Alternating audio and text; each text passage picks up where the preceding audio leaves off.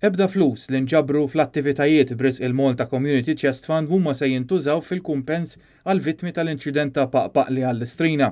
Sostni dan il-President ta' Malta Mari-Louise Coleiro Preca waqt intervista fuq il-programm Thank You li xandar fuq Net Television. Hemmhekk l-ebda ċenteżmu ħareġ mill-fondi tal-Malta Community Chest Fund, jiġifieri kull ċenteżmu li taw in-nies marru għall-iskopijiet tal-Malta Community Chest Fund. Il-ġimgħa li għaddiet sar magħruf li 11 mill-vittmi li kienu weġġaw fl-inċident tal-2015 laħqu qbil għall-kumpens. B'riżultat ta' dan dawn il-persuni waqqgħu il-kawża ċivili li kellhom għall-kumpens. Dan il-ftehim però ma jaffettwax il-proċeduri kriminali li għadhom għaddejjin b'mod indipendenti quddiem il-qorti tal-Maġistrati.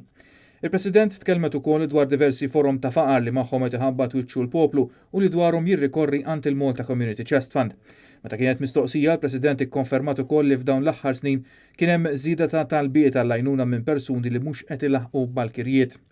Il-President qalet ukoll li hemm diversi forum ta' faqar bħal meta persuna tintlaqat minn marda, nies bi problemi ta' saħħa mentali li ma jippermettulhomx li jkollhom impjieg jew tkissir ta' żwiġijiet fejn koppji li jisseparaw ikollhom jerġgħu jibdew ħajjithom mill-bidu.